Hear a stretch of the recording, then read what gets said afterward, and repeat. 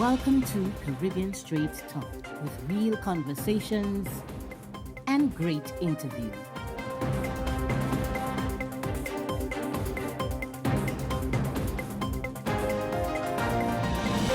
Hi, this is Lima Dunbar for Caribbean Straight Talk, where we bring real conversations. But tonight's show is a little bit different. How is it different? I'll tell you. This episode, we feature selected highlights from shows that were aired during the month of February, which was, of course, Black History Month. It was difficult selecting and extracting some of these clips because all three episodes with Dr. Patrick Coggins, Marquise McKenzie, and Dr. Marvin Dunn were filled with great content from beginning to end. But we had to select and we had to extract. So the first clip, well, I should say the first two clips are from the episode with Dr. Patrick Coggins, which aired on February 13th. And the first clip is about the civil rights movement from then till now. So these clips are really short. So check it out. Check this one out. This year. Yeah, I can afford to put my age out there now. So the way I look at it, the civil rights movement is not very old. So it's not quite 100 years old just yet. And it seems to me that there are times when we have progressed and then we take a step back. There's a reggae song that goes one step forward, 10 steps backward, or something like that. Right. And I feel like that's what has been happening over the past couple of years. But there I go showing my passion. I apologize not. And if I would add to that, I think it's important that we see the modern civil rights movement starting in 1955 with Rosa Parks, and again in 1963 when 8,000 of those young kids in Birmingham, Alabama went to jail and 4 of them died. But remember, Haiti was in 1804 and 1865 we had the Emancipation Proclamation, the 13th Amendment, and that came about because of the struggle, or all of the stuff that was going on in the Caribbean and all of the stuff that was going on in Louisiana, as well as in Florida and other parts of the country and other parts of the world. So I would encourage us to look at the modern civil rights movement with Martin Luther King starting in the 50s, but don't forget that the struggle was going on that led to the voting rights in 1870 and all of the freedoms that African Americans were able to get. But sir, don't you see in some ways we're still stuck in the same spot because voting rights is not our right because it was never codified. So at any point in time, they could pretty much, say, you know what, y'all can't vote no more. And I think a lot of people, and I know we have to move along here because there's a lot to discuss, but I think a lot of people don't quite get it or don't want to get it. But let's continue chatting here. So because I still have a whole lot of other questions to ask. Why do you think race is more divisive today? Here we go. More divisive today than it was decades ago. Yeah, I think there are basically four reasons that I see. Number one, African Americans are much more vocal today than they were before. And there are several reasons for being vocal. The courts have been responsive with the Brown decision, giving us rights and equal access in schools and hotels and other places.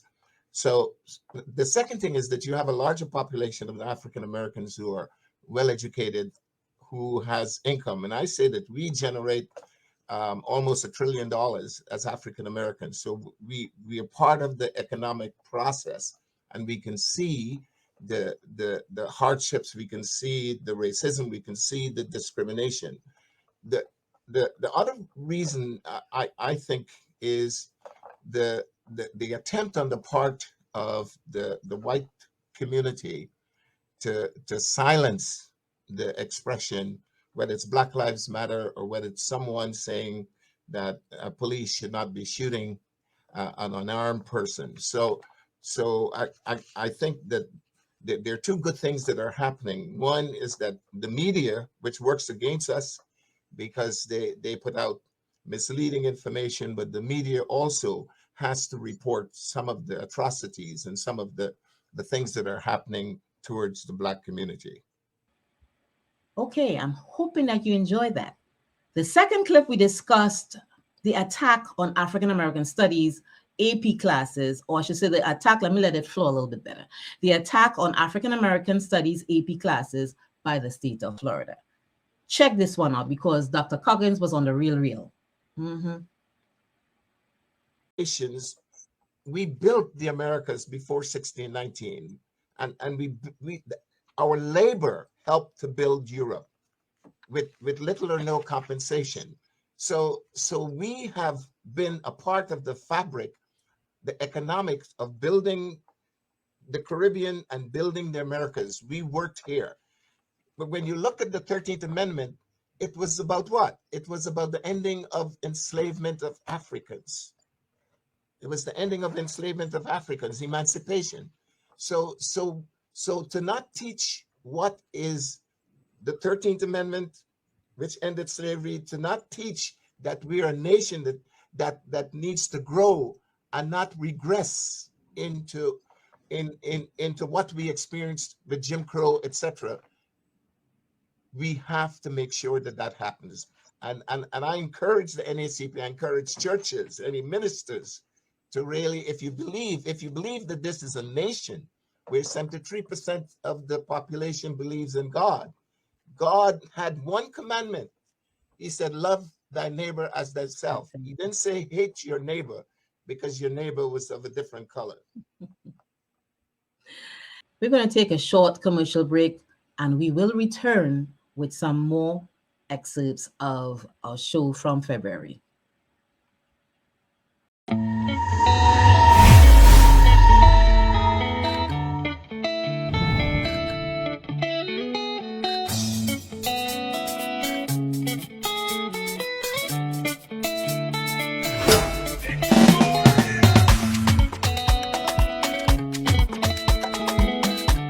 This is Professor GT inviting you to join Lima Dunbar along with DJs Code Red and Kevorkian on the People's Chat Room every Saturday from 12 to 2 p.m.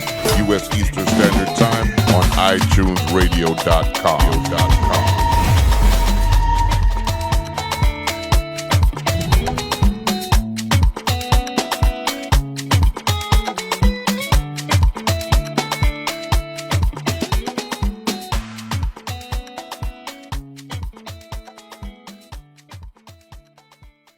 Val Branch Duncan, Realtor with North Star First Properties.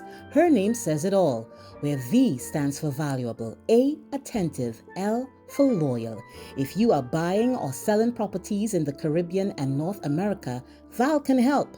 She is specialized to assist you in Jamaica, Grenada, Guyana, Barbados, Bahamas, and Trinidad and Tobago. Give Val a call at 321-303-9345 or 407-844-8622. Val Branch Duncan, Realtor with North Star First Properties. Please give her a call again at 321-303-9345 or 407-844-8622.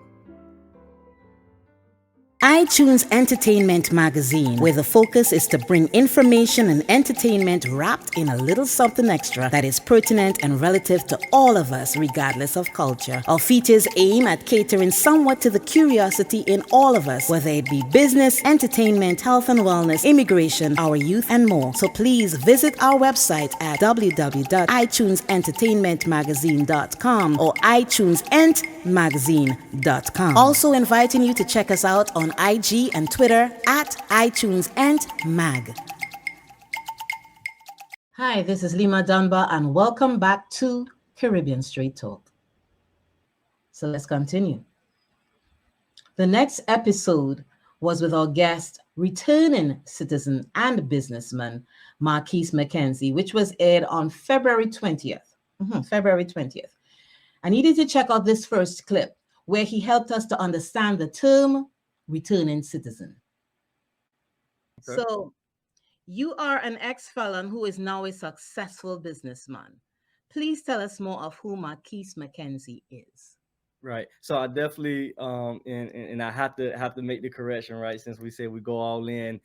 So we don't use the term felon anymore. And the reason why we don't use that term, statistics shows us if you call someone a felon or ex-felon or a convict, it's a higher chance that they may go out and commit another crime, right? So Oh. we use the term returning citizens. And it's a way for us to actually change the narrative and just change the image of the way that people name things. So we use the word returning citizens. And so my name is Marquise McKenzie. Definitely appreciate you guys for bringing me onto this wonderful platform. From Orlando, Florida. I grew up in Orlando, Florida. When I start my story off, I always say that, I grew up with both of my parents.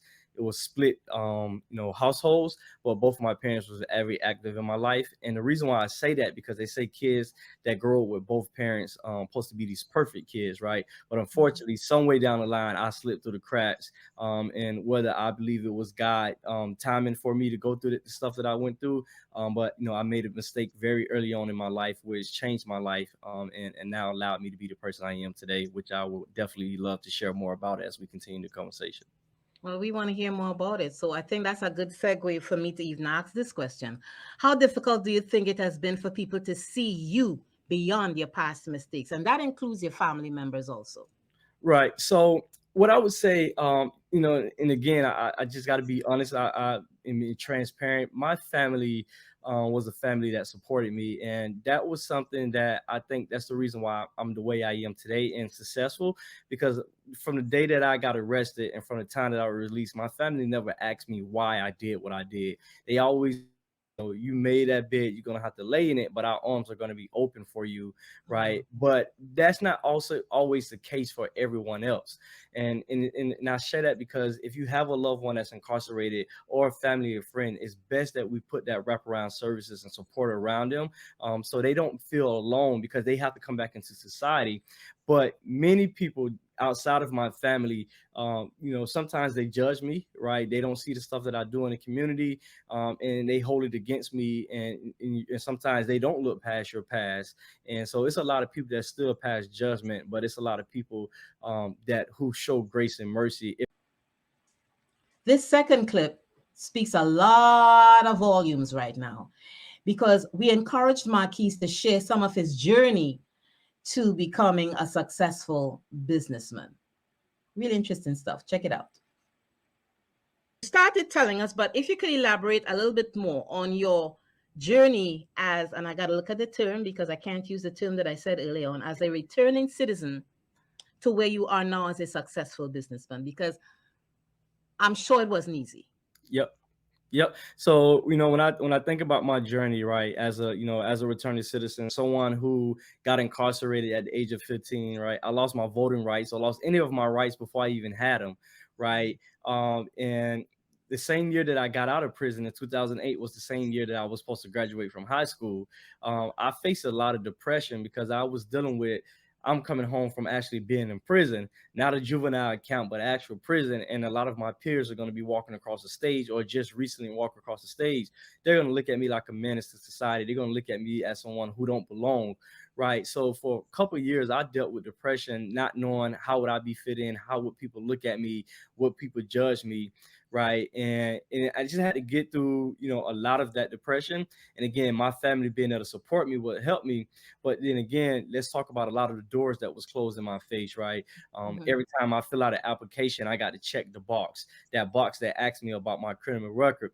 And it got to a point where I didn't even want to fill out job applications, or even try to seek jobs, and just being transparent. I thought about, hey, maybe I just need to go back to a lifestyle that cost me to go to prison in the first place, because I know that no one's going to give me an opportunity. I know that these people don't believe in second chances.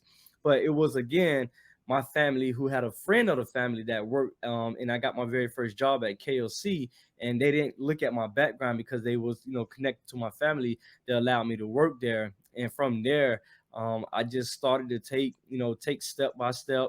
Again, I continued to face barriers and closed doors. I even tried to go back to college, and I went to college for maybe 2 years, and then when I was time for me to go to a particular program, for instance, I wanted to be an early childhood educator, right? I thought that I went to prison, I can get into the schools and I can educate young men that look like me about my mistakes, so they don't have to go through that. So I said, all right, I'll be a teacher. I couldn't even get past the program because they asked me about my background, right? And then I said, okay, well, I'm gonna be a nurse.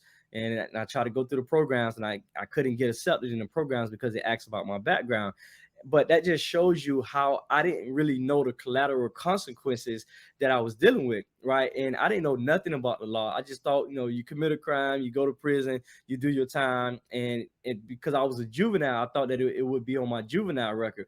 I didn't even understand that I was adjudicated guilty. I didn't know the difference of having my adjudication with hell and being adjudicated guilty. So I just thought life was normal. But when I started to face these barriers, it was like, again, a lot of depression. And then again, I just had to, you know what, that's in the past. I can't allow this to keep holding me back.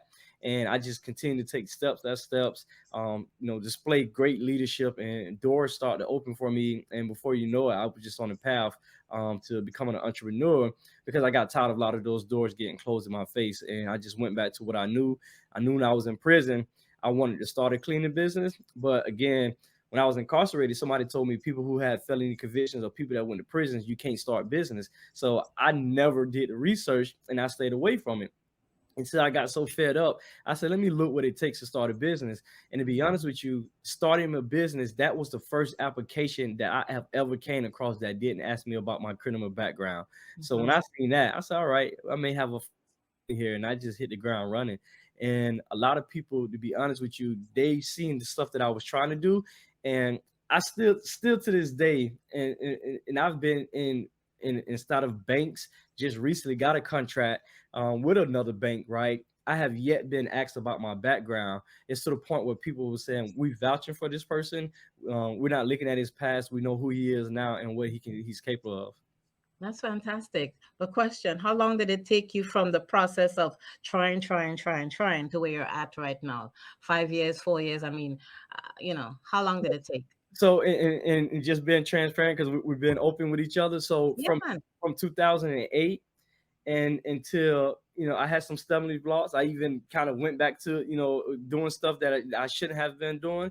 Right. And that was it took me from 2008 all the way up to 2015. So maybe about 7 years of mm-hmm. me just trying to figure it out, and just that must have been really hard, because ordinarily, I mean, as a clinician, I know that there's some people that suffer from depression, and then there's some people that, of course, there are things that come into their life or stressors that add to it that cause the depressive symptoms, and for you, I believe it was the latter one. There were stressors, even though some of it was self-induced. Let me be real now, yeah.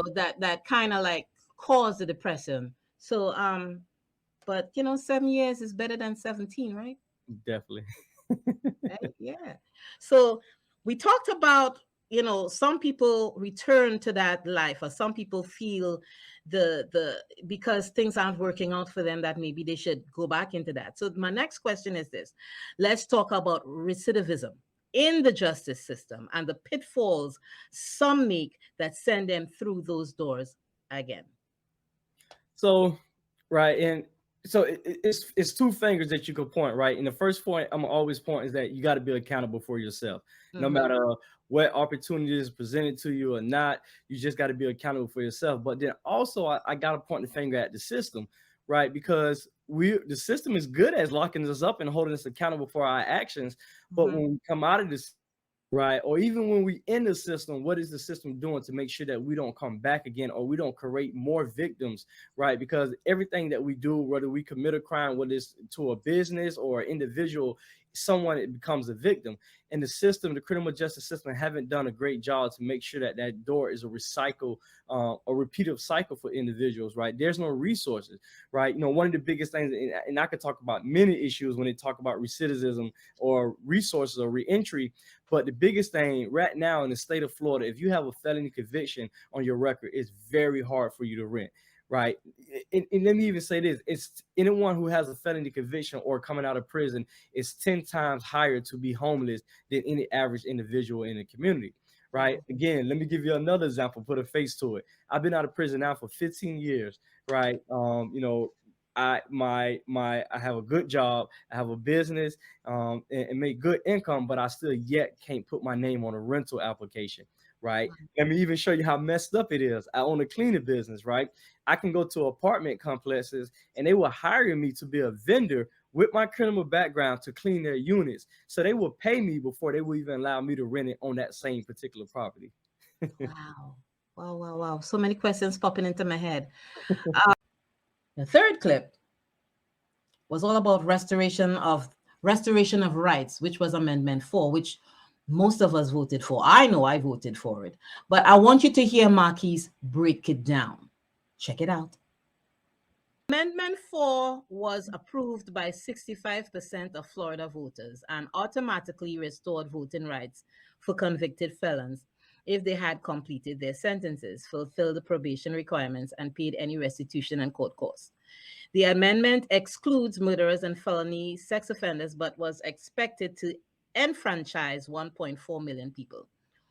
What in your estimation, were the problems that have resulted since this bill was voted on by the citizens of Florida in 2018? And I was one of them. Right. So the problem that we're seeing is that we're having people, you know, individuals who are going against the will of the voters, right? And that's one of the biggest things. But the second thing that we're seeing now is that the state of Florida don't have a system. And when the state of Florida don't have a system, is basically hindering many of people to be able to build back into society. I give you a perfect example of this, right? If I was on child support, right, the state of Florida know how to contact me and let me know how much I owe, when I gotta owe it, take anything away from me when I don't hold it. But you don't have a system that can tell someone how much money do they owe when it comes down to voting, right? Or who's supposed to get this voter registration card and who don't.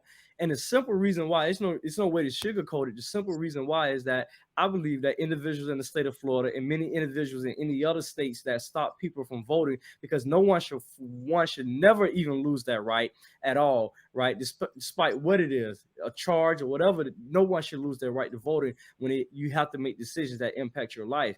But the realistic thing is that they're realizing that we are, and when I'm talking about us, people who are formerly incarcerated and family members who are directly impacted, we are a voting bloc. So for many years, they didn't care about our issues when we was incarcerated. They didn't care about the way the conditions of the prisons. They didn't care that it was the injustice and racial disparities of as a black man and as a white man get sentenced. They didn't care about the issues. So the moment that they know that we can vote, they're scared because they know that we can determine who represents us and who represents our community. And the thing is that they think that we're going to treat them the way that they treated us. And that's not the case. Statistics shows that if you give someone who was formerly incarcerated the opportunity to be a part of democracy, it's a likely chance that they would not go out and commit another crime. And that's what I think we want, right? And when you talk about creating safer communities, if you want to have safer communities, right, the best way to do that is to empower those who are being weakened. And we see those who have been weakened in the community are the ones who went through the criminal justice system. We don't want to treat them how they did us. We just want a fair chance to get it right. But in their eyes, they look at it as this is a voting bloc. These are people that can stop us, right? I give you another example for the listeners. In the state of Florida, when you talk about the presidential election, right, the presidential election is only decided by 100,000 votes. We got over 1.4 million people who are able to vote. We can swing that election anyway. When you drill down, you talk about a governor race. The governor race is only decided by 30,000 votes. We got 1.4 million people who are eligible to vote. We can swing that election any type of way. And when you talk about on the local level, a lot of these races ain't nothing but won by 10,000, maybe 1,000 votes. We got over 1.4 million people. We can swing any election, and I think they understand. And here we have the fourth and final clip from Marquise McKenzie's show, where he was encouraged to elaborate a whole lot on Florida Rights Restoration Coalition. Check it out. What is the Florida Rights Restoration Coalition? I have to look because I'm outful, okay? What is the Florida Rights Restoration Coalition? How do you all plan to get that word out? You know, because informing, when people don't know, they don't know, right? But it gives them the opportunity to know. So what are y'all plans to get people aware of what's happening? Right. So one of the things that we're doing, and we're quickly pivoting to it, but I think one of the things that anybody could do just to inform it is what we see in our community is not enough voter education.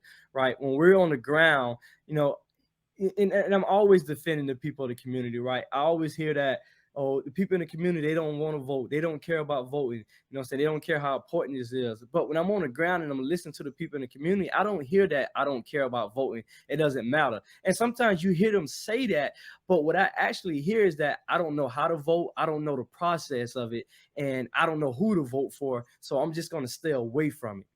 And we got to be able to meet the people where they're at. And once we start to have these conversations with them and just, sometimes you can't argue with them, right? And the first time you argue with them, it's a quick way to turn them away, to not even trust the process. So you got to be able to meet them where they at, understand what they're trying to say, and then listen to what they're trying to say. And from there, it gives you a good opportunity to be able to educate them. It's so interesting because we just came out of an election cycle, as you know, because this show actually started August of last year. Excuse me.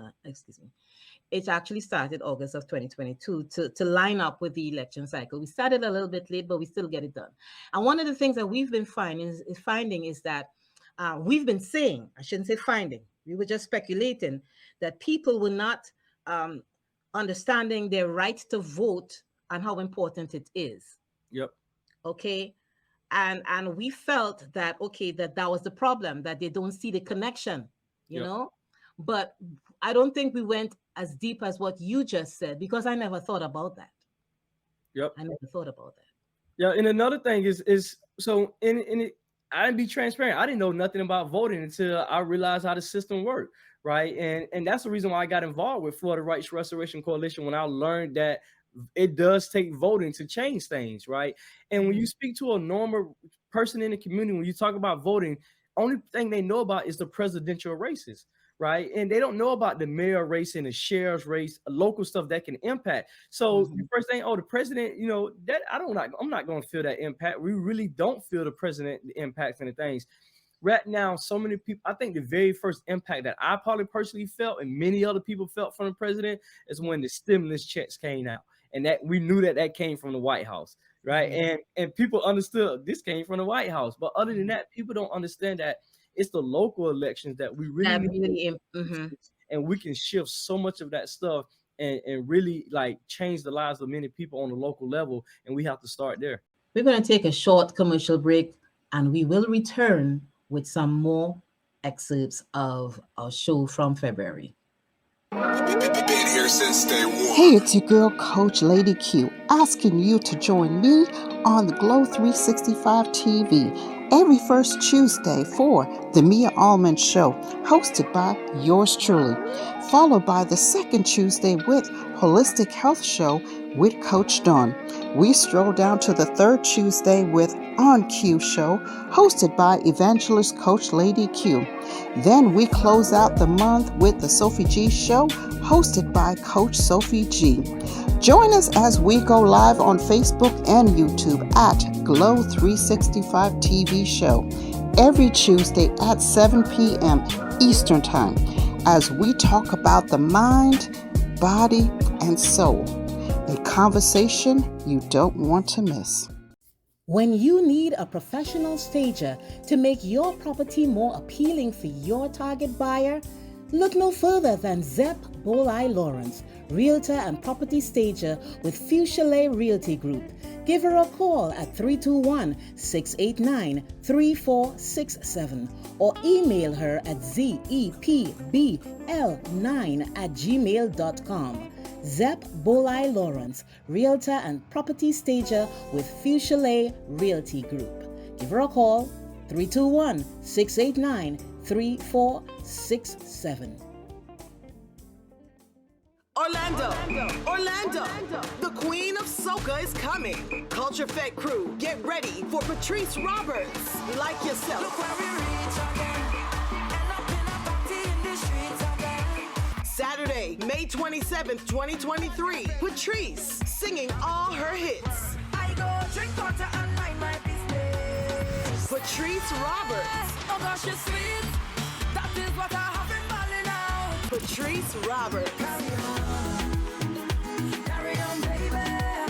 alongside the A-Team Band. Orlando Carnival Weekend. For tickets and more info, call 352-874-3304 or get them online at culturefedweekend.com or eventbrite.com. Make I go love you, Jaja, Jaja, Jaja.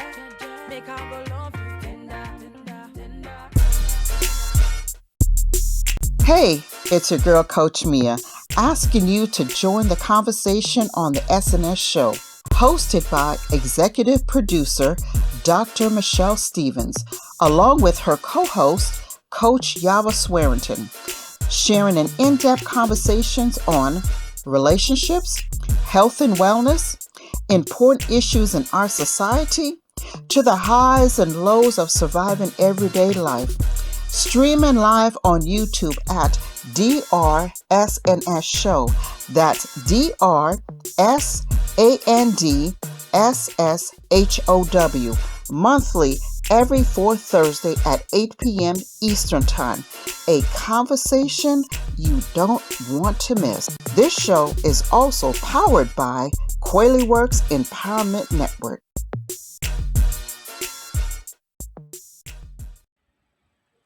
Okay, our last clip for tonight, we feature Dr. Marvin Dunn, Florida historian. Now, Dr. Coggins, special. Marquise McKenzie, special.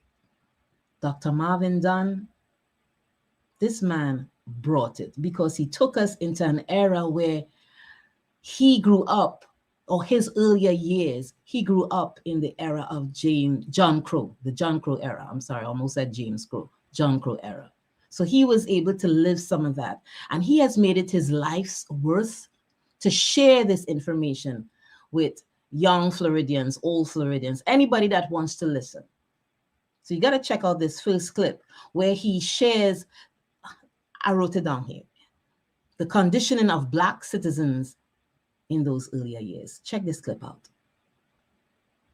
Out the bat is, you grew up in the Jim Crow era. Please share some of your experiences growing up, and when juxtaposed with our present time, what similarities do you see? When I was 7 years old, thank you for having me to begin with. Thank you. This is a very, very important moment in history in our country and in this region.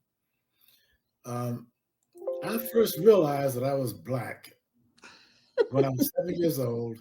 I was standing in line at the post office in Volusia County, Florida, Central Florida, with my mother, 1947. And there was a white line for the post office, and there was a colored line for the post office. And I noticed that the postmaster called all the white people up first while we had to wait. So I tugged on my mother's hand and said, why are we waiting? And she sort of hit my head a little bit on the back with her hand. And when we got outside, she said we had to wait because we were colored. Oh, Lord. I was 7 years old, and I realized I have to wait for white people because I'm colored. I'm old enough to have had to sit on the back of the bus. I'm 82 years old. I was born in 1940.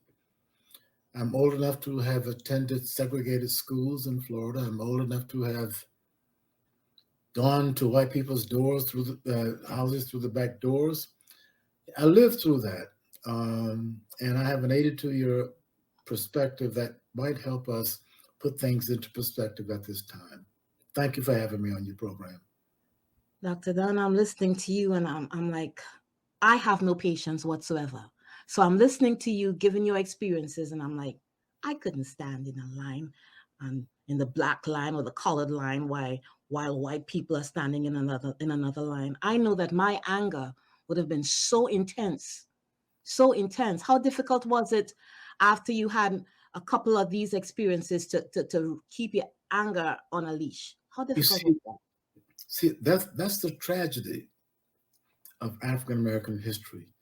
We were subject to these things, and we had to accept them. You couldn't protest. It was 1947, for God's sakes. So what were we to do? Except as a 7-year-old child, except that as a colored person in the United States, I had to wait on white people. Listen, I didn't question that. Who did in my day? It's almost like if you were conditioned, right? Exactly. You had to accept your status at that time. We're talking about the 1940s. So no, there was no resistance to it. We had to accept it. Thank God the 1950s and 60s arrived and we all woke up and acted. Do you see any similarities in today? I mean, it's 2023. And even though I didn't live at that time, I wasn't alive at that time, I kind of see certain juxtapositions that make me angry. They should. One of those that has transcended these decades has been white guilt.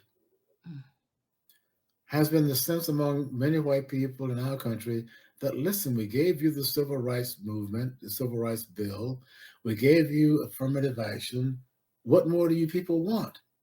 There's a sense that in America now, among many white people, that they are the subject of discrimination, that blacks now have the advantage.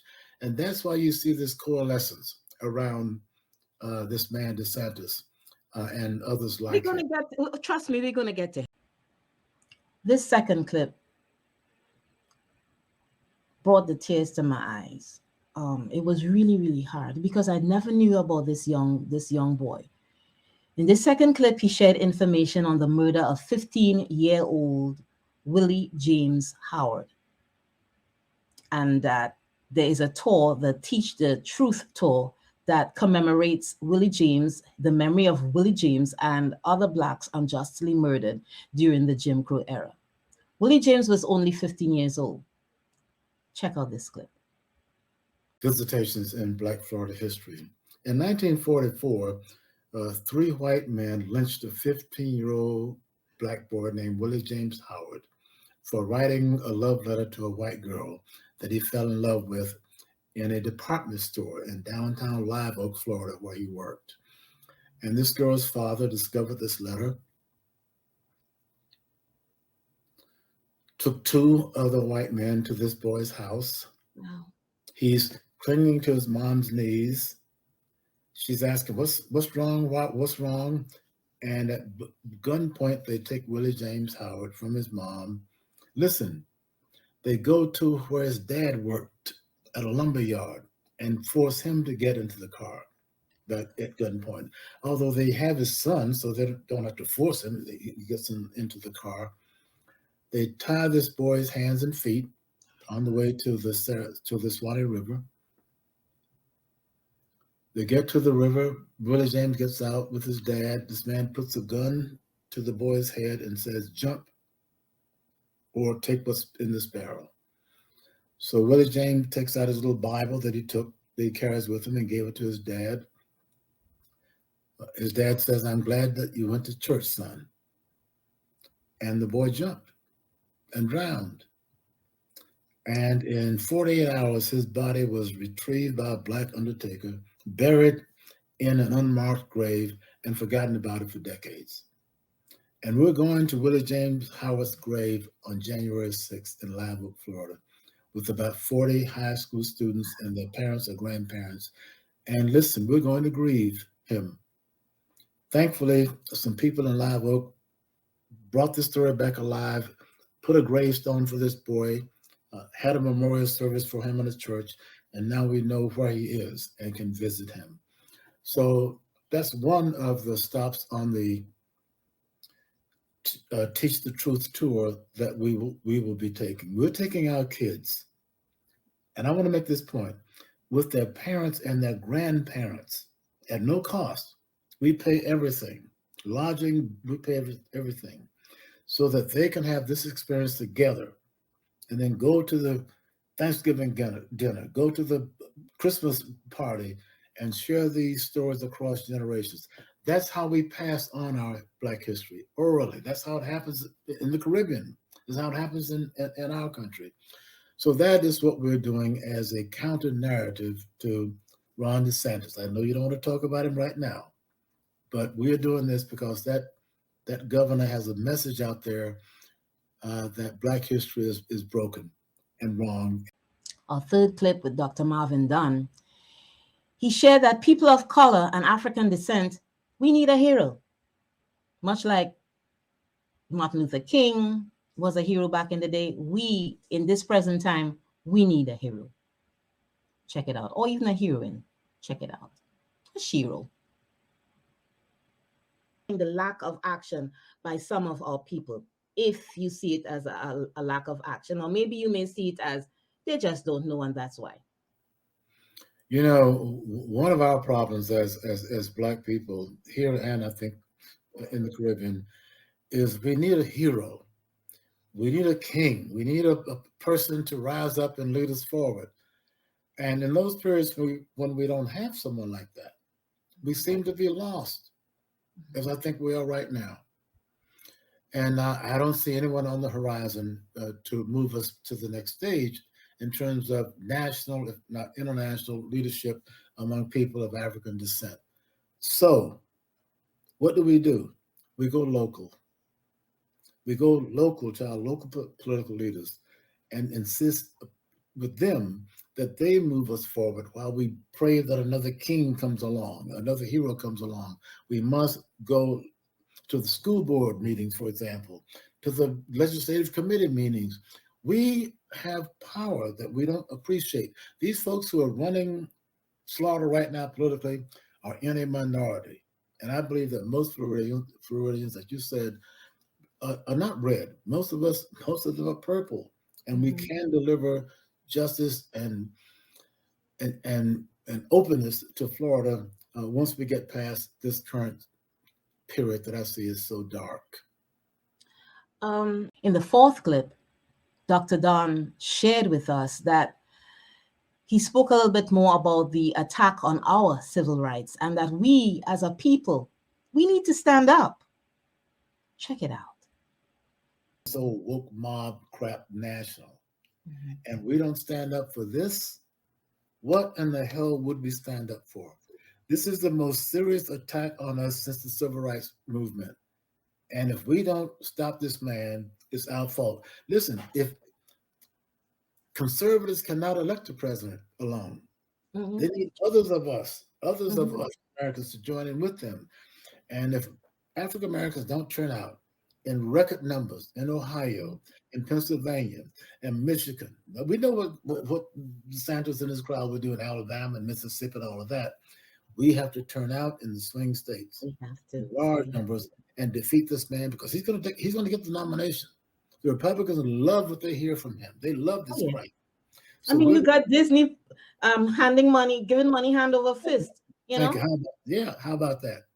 So no, he's a strutting rooster right now. But I'm just telling you, I have more faith. I don't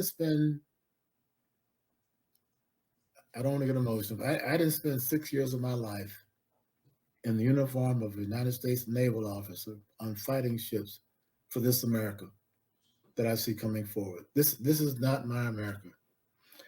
And I remain steadfast that this phase will pass, and our true country, our true nature will come forward.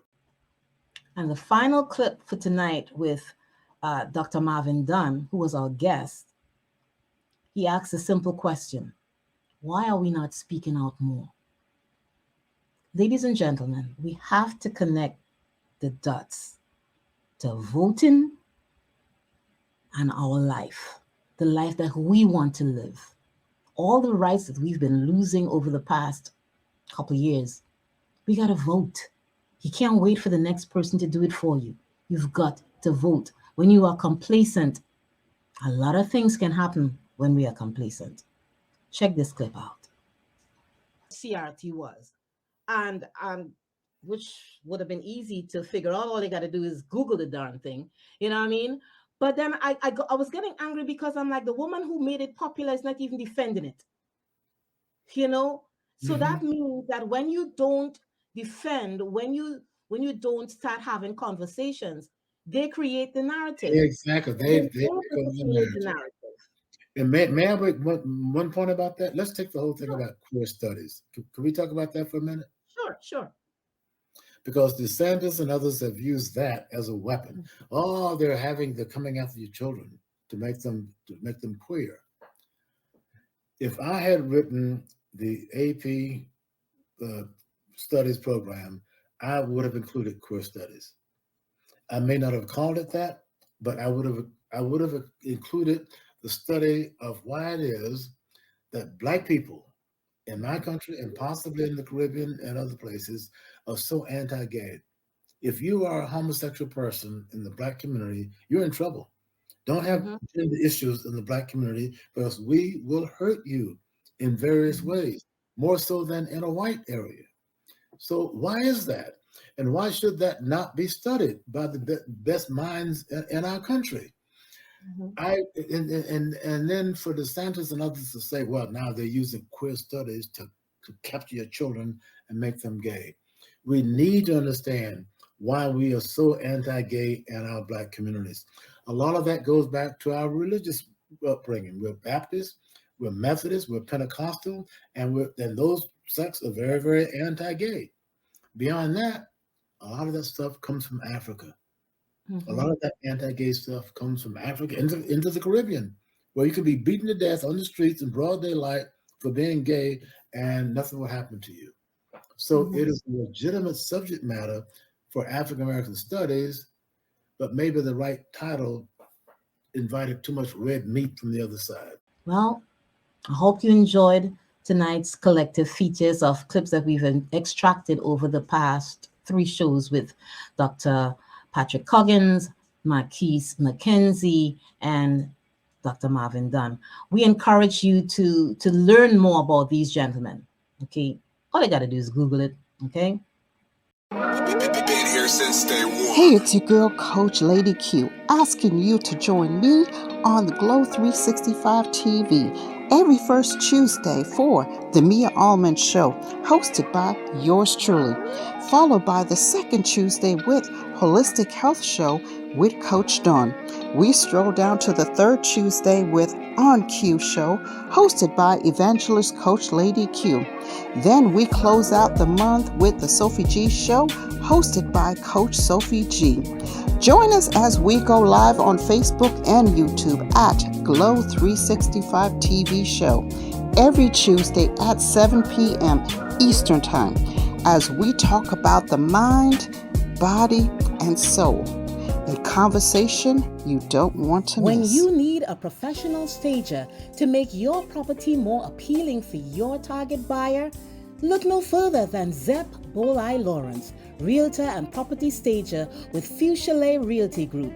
Give her a call at 321-689-3467 or email her at zepbl9@gmail.com. Zep Bolai Lawrence, realtor and property stager with Fuchsia Realty Group. Give her a call, 321-689-3467.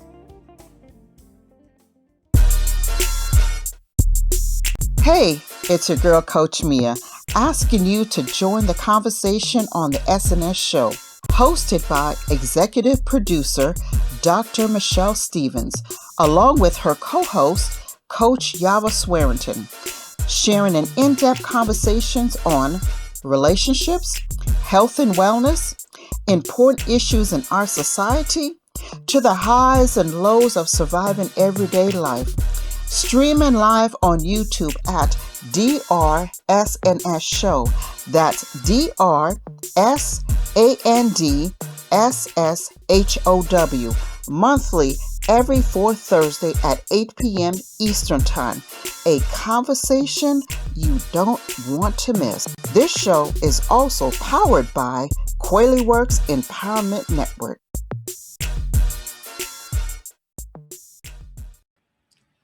We want to encourage you to please follow us on our Facebook page as well as our Instagram page at Caribbean Street Talk. And to please subscribe to our YouTube channel, same thing, at Caribbean Street Talk. You got to know that that's where all our shows are archived, all our shows. We are on every Monday from 8 to 9 p.m. on iTunes Radio. We are on every Tuesday from 8 to 9 p.m. also on islandbeatradio.net. The show is produced by Mia Allman of Glow 365 and powered by Quayle Works. George Busul Jr. is also one of the producers, and he's with Haley. and me, Lima Dunbar of the People's Chat Room, as well as iTunes Entertainment Magazine. So see you on the next episode of Caribbean Straight Talk at Caribbean Straight Talk. iTunes Entertainment Magazine, where the focus is to bring information and entertainment wrapped in a little something extra that is pertinent and relative to all of us, regardless of culture. Our features aim at catering somewhat to the curiosity in all of us, whether it be business, entertainment, health and wellness, immigration, our youth, and more. So please visit our website at www.itunesentertainmentmagazine.com or itunesentmagazine.com. Also inviting you to check us out on IG and Twitter at iTunesEntMag. Val Branch Duncan, Realtor with North Star First Properties. Her name says it all, where V stands for valuable, A, attentive, L for loyal.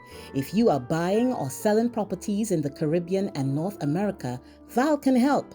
She is specialized to assist you in Jamaica, Grenada, Guyana, Barbados, Bahamas, and Trinidad and Tobago.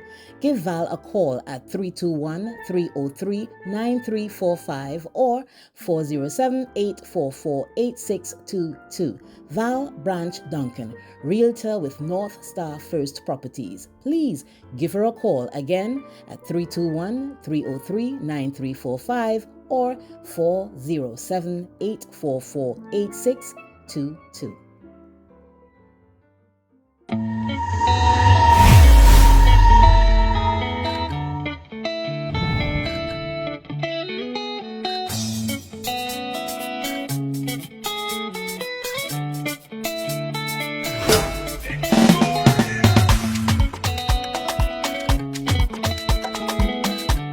This is Professor GT inviting you to join Lima Dunbar along with DJs Code Red and Kevorkian on the People's Chat Room every Saturday from 12 to 2 p.m.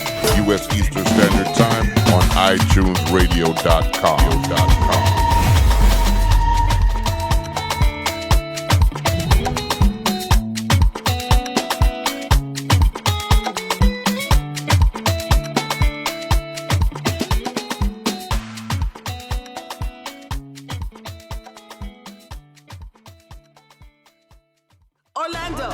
Orlando, the queen of soca is coming. Culture Fed crew, get ready for Patrice Roberts, Like Yourself. Look where we reach again. End up in a party in the streets again. Saturday, May 27th, 2023. Patrice singing all her hits. I go drink water and mind my business. Patrice Roberts. Oh gosh, you're sweet. That is what I have been balling out. Patrice Roberts. Carry on, baby. Alongside the A-Team Band, Orlando Carnival Weekend. For tickets and more info, call 352-874-3304 or get them online at culturefedweekend.com or eventbrite.com. Make I go love you, Jaja, Jaja, Jaja. Make I go love you, tender, tender, tender. When you need a professional stager to make your property more appealing for your target buyer, look no further than Zep Bolai Lawrence, Realtor and Property Stager with Fuchsia Realty Group. Give her a call at 321-689-3467 or email her at zepbl9@gmail.com. Zep Bolai Lawrence, Realtor and Property Stager with Fuchsia Realty Group. Give her a call, 321-689-3467. This is Lima Dunbar for Caribbean Straight Talk, where you get real conversations and great interviews. Tuesdays from 8 to 9 p.m. on islandbeatradio.net and Mondays on itunesradio.com, also from 8 to 9 p.m. Please subscribe to our Facebook page and YouTube channel at Caribbean Straight Talk.